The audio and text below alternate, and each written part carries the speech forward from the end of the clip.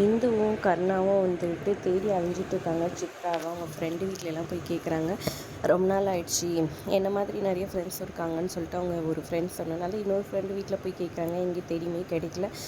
அங்கே தேடி அலைஞ்சிட்ருக்காங்க. ஒரு பக்கம் இங்கே சித்ரா கோயிலில் அழுதுட்ருக்காங்க. ஒரு லேடி வந்துட்டு தப்பான லேடி கிட்டே வந்துட்டு சித்ரா மாட்டிக்கிறாங்க.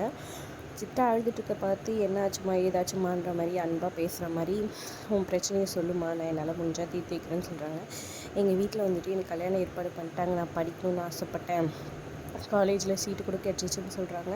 நான் என் ஃப்ரெண்டு வீட்டுக்கு போயிட்டா அவங்க என்னை படிக்க வச்சுருவாங்க அப்படின்னு சொல்கிறாங்க. அவங்க வீடு கோயம்புத்தூரில் இருக்குது, என்கிட்ட பணம் சுத்தமாக இல்லைன்னு சொல்கிறாங்க.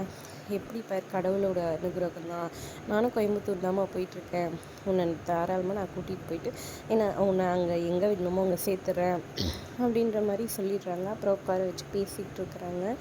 கரெக்டாக அதே கோயிலுக்கு வந்துட்டு இவங்க இந்துவும் கர்ணாவும் வராங்க.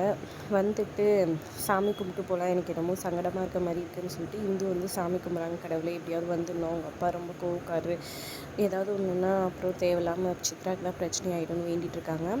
அப்போது வந்து கர்ணாவையும் இந்துவையும் பார்த்துடுறாங்க சித்ரா. உடனே அந்த லேடிக்கிட்டே சொல்ல, லேடி மடி மேலே படுக்க வச்சு முகத்தை மறைச்சி அவங்க துப்பட்டா, அதாவது அவங்க முந்தானையில் மறைச்சி வச்சிடுறாங்க. இந்து இதை பார்க்கும்போது சித்ரா மாதிரியே இருக்கே, சித்ரா கோல்ஸ் மாதிரியே இருக்கேன்னு யோசிச்சுட்டு நின்றுட்டு இருக்காங்க. கர்ணா வந்து டைம் ஆகுது, சீக்கிரவான்னு கூப்பிட்டுட்டு போயிடுறாரு. எனக்கு என்னவோ அதை பார்க்க சித்ரா மாதிரி இருக்குன்னு சொல்லிட்டு இருக்காங்க. அதெல்லாம் ஒன்றும் இல்லை வான்னு சொல்லிட்டு வேற ஒரு கடைக்கிட்ட வந்துட்டு சித்ரா ஃபோட்டோ காமிச்சு கேட்டுட்ருக்குறாங்க.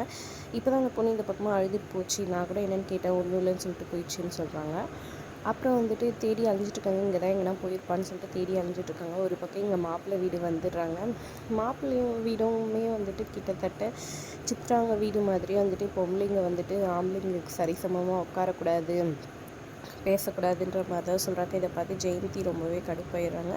பொண்ணு வர சொல்லுங்க மாமா, கரெக்டாக நல்ல நேரத்தில் பார்க்கணுன்ற மாதிரி அந்த மாப்பிள்ளை சொல்ல, இதோ வர சொல்கிறேன் அப்படின்ற மாதிரி சொல்ல திருன்னு முழிச்சிட்டு நிற்கிறாங்க. ஒரு பக்கம் உள்ளுக்க இருக்கிற இவங்க புவனா பொறுத்திருந்து பார்க்கலாம் என்ன நடக்க போகுதுன்ட்டு. வீடியோ பிடிச்சிருந்தா லைக் பண்ணிக்கோங்க.